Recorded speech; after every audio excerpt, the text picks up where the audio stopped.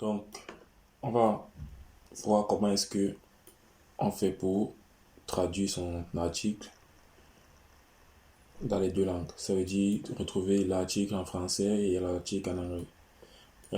Chaque fois que vous ajoutez un article dans le site, vous l'ajoutez d'abord en anglais parce que le premier site est en anglais et le deuxième est en français. Donc, quand vous ajoutez les articles, vous les ajoutez d'abord en anglais. Autant mieux mettre les tailles et tous les spécificités, noms et spécificités et autres en anglais d'abord avant de traduire. Donc là, c'est le premier article. Je vais venir ici à View. Je suis dans ma boutique. Je viens à View pour voir mon article. Donc là, c'est mon article. Red Shoes, voilà le prix.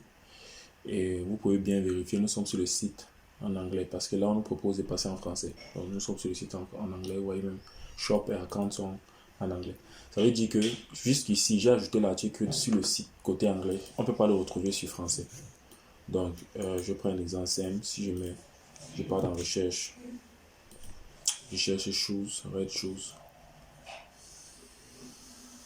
Je tombe sur red shoes en anglais.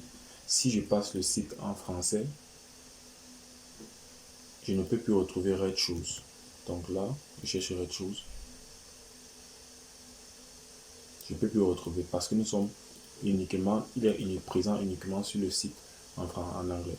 Donc là, on va voir comment, après avoir mis un article en ligne, on peut traduire pour le faire apparaître dans les deux langues, anglais et français. Donc là, quand je suis ici, je viens ici, Edit Product. Je clique là, j'entre dans le backend de mon produit. Ici, il y a le nom Red Shoes. Ici, ça nous montre qu'on est sur l'anglais, plus le dit qu'il n'est pas encore créé en français. Là, on a sa catégorie. Donc, on l'a mis où? Ça doit être ici. Bon, ça, c'est une simulation. Après, je vais l'enlever. C'est pas une chaussure avant.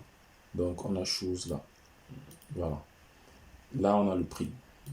Là, si je veux mettre les caractéristiques, je peux acheter les caractéristiques là.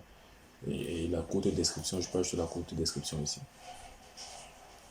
Je peux peut-être dire que chaussures, chaussures de plusieurs. Ah non, c'est en anglais. Multicolor. Oh, tant pour moi. Multicolor shoes. Voilà. Bon, je peux juste mettre. Vous pouvez ajouter ce que vous voulez, les caractéristiques que vous voulez en fonction de l'article. Je peux aussi l'ajouter là. Donc, qu'est-ce que je fais? Je vais venir ici. Je vais d'abord enregistrer déjà parce que j'ai apporté une modification. J'enregistre d'abord. Et ensuite, qu'est-ce que je fais? Je viens ici. Je fais un clic droit. Je mets Open New Tab. Donc, je clique là. Clic droit, je clique sur le premier lien pour dire que je vais l'ajouter en français. Vous voyez, maintenant on est passé en français. Donc, on veut le produire en français. En anglais, les red shoes. Et ça traduit exactement la catégorie. Ça répète, il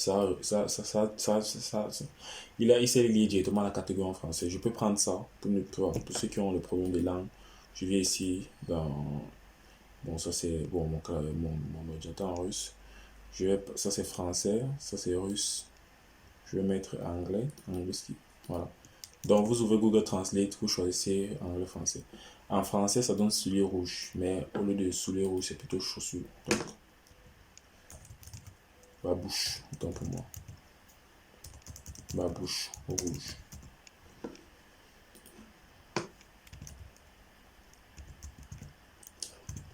Donc, babouche rouge. Et je peux prendre aussi ce que j'avais écrit ici. Je suis multicolore, babouche multicolore.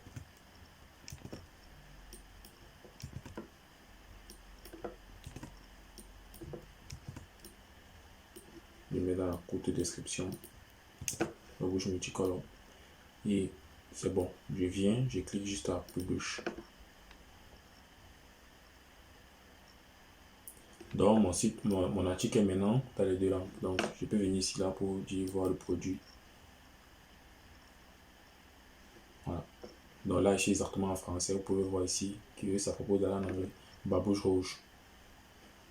en français. Et si je passe en anglais, Red Shoes. Donc l'article se retrouve sur le site des versions. C'est exactement comme ça que vous allez ajouter les articles sur le site.